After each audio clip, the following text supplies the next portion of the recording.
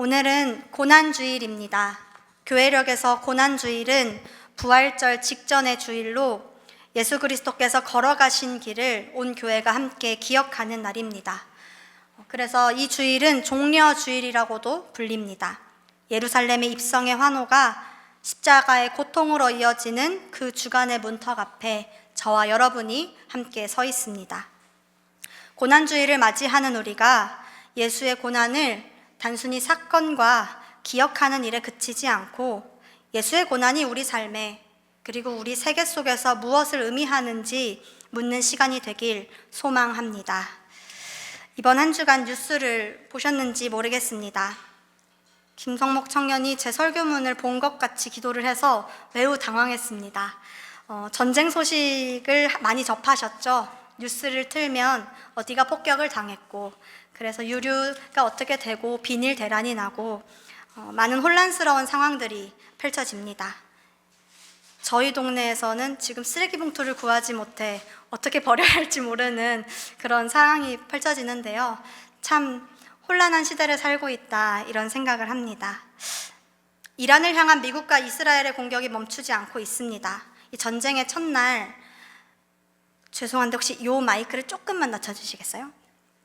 전쟁의 첫날 이란의 한 초등학교가 미사일 폭격을 당해서 175명의 초등학생들이 한꺼번에 몰살당하는 일이 있었습니다.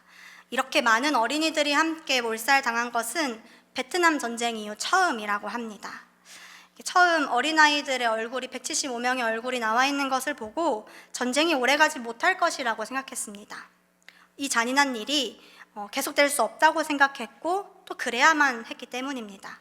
그러나 제 바람과는 다르게 전쟁이 지금까지도 계속되고 있습니다.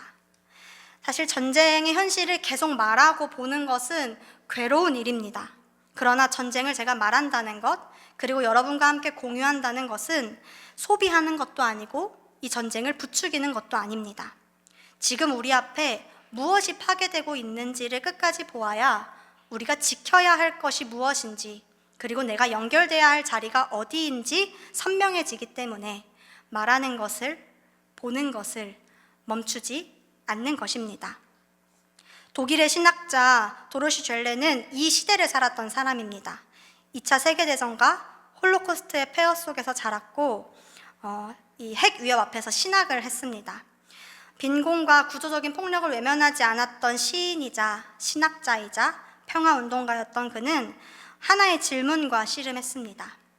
아우슈비츠 이후에도, 전쟁 이후에도 우리는 하나님을 말할 수 있는가?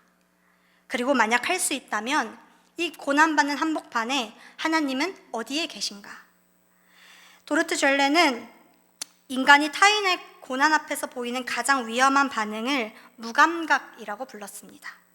단순히 감정이 없다는 뜻이 아니라 타인의 고난에 연결되기를 거부하는 태도인 거죠.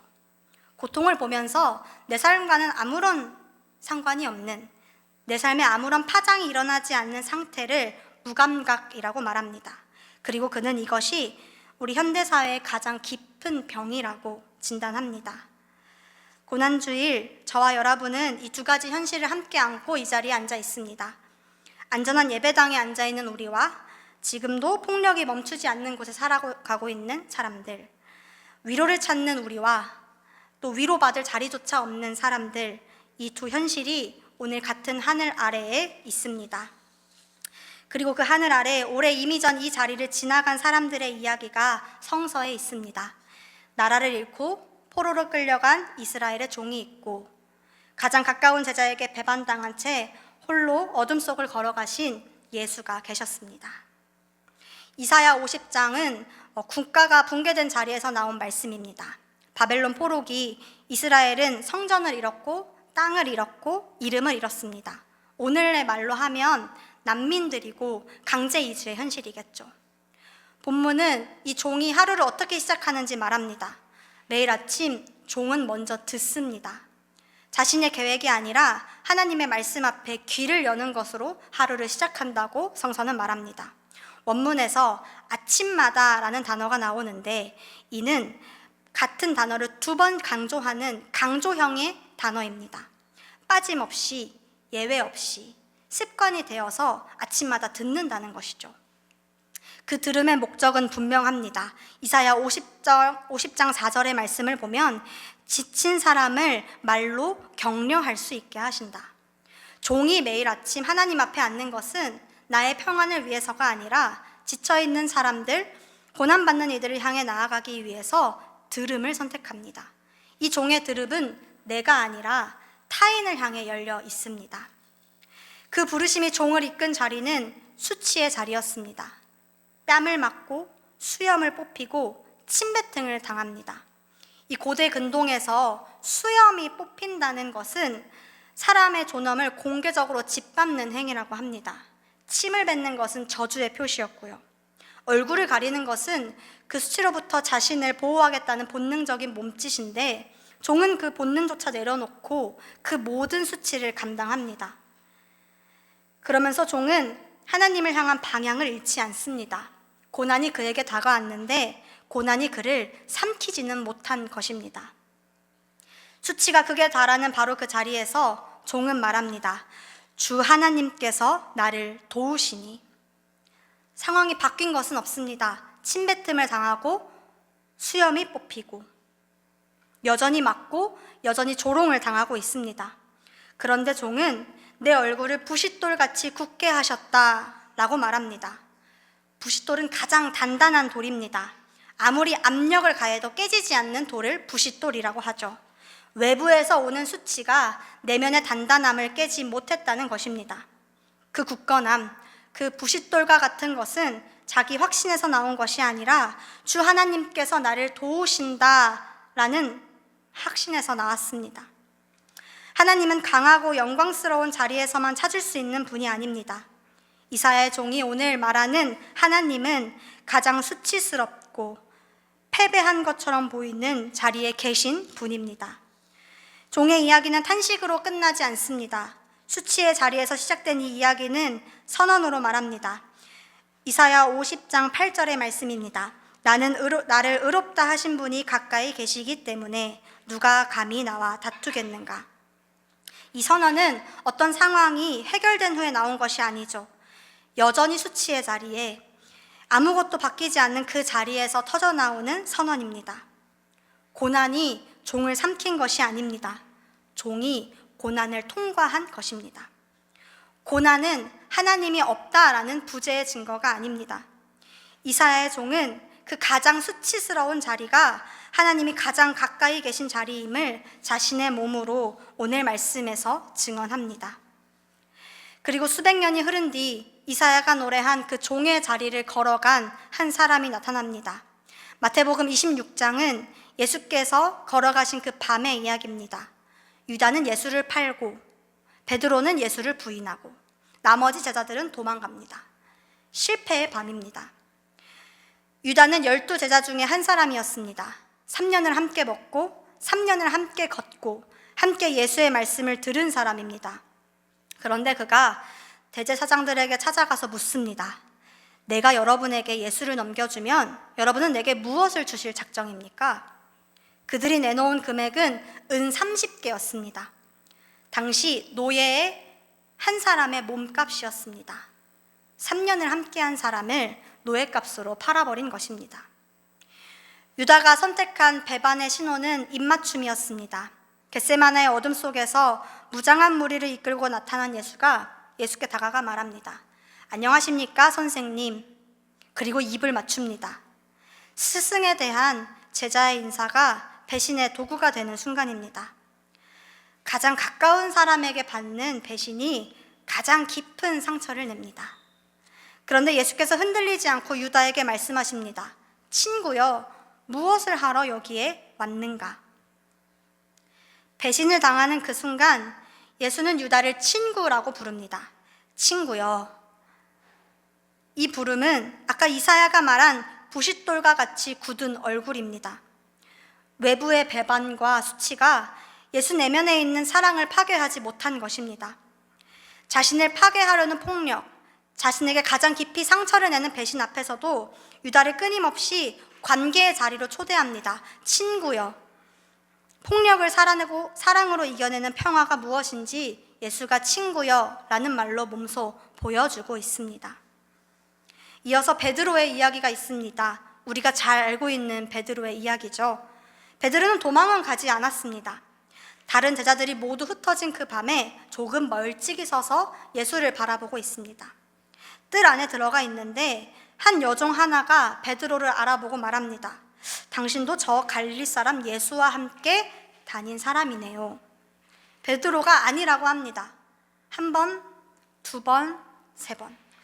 강하게 점점 더 완강하게 말합니다. 첫 번째는 모른다고 했고, 두 번째는 맹세하면서 부인했고, 세 번째는 저주하면서 예수를 모른다고 부인합니다. 나는 그 사람을 알지 못하오. 베드로는 불과 몇 시간 전 같은 입으로 다 줄을 버릴지라도 나는 줄을 버리지 않겠습니다 라고 말하던 사람이었습니다. 그런데 그 여종의 작은 질문 하나, 당신도 저 갈릴리 사람 예수와 같이 다닌 사람 아닙니까? 라는 이 질문에 무너져 예수를 저주하고 부인합니다. 그때 닭이 웁니다. 닭이 울자 베드로에게 번뜩 떠오르는 말이 하나 있죠. 닭이 울기 전에 너가 나를 3번 부인할 거야. 그 말이 떠오르자 베드로가 밖으로 나가 심히 눈물을 흘립니다. 베드로를 울게 한 것, 그 순간 깨닫게 한 것은 베드로의 의지가 아니었습니다. 예수의 말씀에 대한 기억이 떠올랐기 때문입니다. 닭소리가 들리는 순간 베드로는 비로소 들었습니다. 이 자기 확신의 소음에 가려져 부인하던 그 베드로가 닭이 울자 주님의 말씀을 듣기 시작한 겁니다. 베드로가 밖으로 나가 흘린 그 통곡은 단순한 후회가 아니라 자신의 무력함을 인정하고 주님의 음성 앞에 귀를 여는 회복의 순간이었습니다. 예수는 그날 밤 제자들의 부인을 겪었고 제자들의 배신을 겪었습니다. 그 거대한 고난을 통과하면서 그들의 실패까지 친구여라고 불렀고 베드로에게 품어주시는 것으로 고난 속에서 품으셨습니다. 고난이 예수를 삼킨 것이 아니라 예수가 고난을 통과한 것입니다. 이사야와 마태복음의 말씀으로 설교를 준비하는데 제 마음이 참으로 무거웠습니다. 누군가는 나라를 잃고 수치를 당하는 이사야의 말씀과 가장 믿었던 이들에게 버림을 당하는 예수의 말씀을 설교하는 것이 제게도 쉽지는 않았습니다. 그리고 지금 이 시간에도 이 세계에서 도저히 이해할 수 없는 비극이 흐르고 있어서 한자 한자 써가는 것이 쉽지 않은 시간이었습니다. 이 거대한 고통의 무게 앞에 내가 말을 하는 것이 무슨 의미가 있을까? 내가 무엇을 할 수 있을까라는 무력감에 마음의 문을 닫고 싶어지기도 했습니다. 제게 있는 유일한 취미가 있습니다. 뜨개질을 하는 것을 좋아하는데요. 뜨개질의 가장 큰 단점이 하나 있다면 열심히 실을 이렇게 돌리다 보면 단단한 실 묶음이 이렇게 발견됩니다. 아주 엉켜서 그 끝을 찾지 못하는 실타래를 발견할 때 그냥 가위로 싹둑 잘라버릴까 하는 충동이 이릅니다. 아마 뜨개질을 해보신 분들은 공감하실 텐데요. 근데 이 실이 엉켰을 때 이것을 급하게 확 하고 잡아당기면 그 매듭은 더 단단해져서 절대 풀 수 없는 매듭이 되어버립니다. 그래서 그때 필요한 것은 잠깐 숨을 좀 내려놓고 아주 가느다란 실끝 하나를 찾아내는 인내의 시간입니다. 오늘 이사야의 본문을 다시 봅시다. 그 거창한 고난의 한복판에서 종이 가장 먼저 한 일은 어떤 세상을 뒤집는 거대한 일이 아니었습니다. 그것은 아주 작고 고요한 일이었습니다. 아침마다 나를 깨우쳐 주신다. 내 귀를 깨우치시어 학자처럼 알아듣게 하신다. 종은 아침마다 귀를 여는 일을 했습니다. 폭격의 소리, 비난의 소리, 사람들의 욕소리, 자신의 절망이 섞인 한숨 소리보다 더 깊은 곳에서 들려오는 하나님의 세밀한 음성, 그 실끝 하나를 붙잡는 것부터 이 이사야의 종은 시작합니다. 고난주의를 보내는 우리에게 필요한 것도 이 종처럼 들음의 회복이 아닐지 모르겠습니다. 들음이 회복될 때 우리는 비로소 지친 사람을 격려할 말을 얻게 되고 베드로처럼 통곡의 자리에서도 다시 일어서게 하는 것이 아닐까.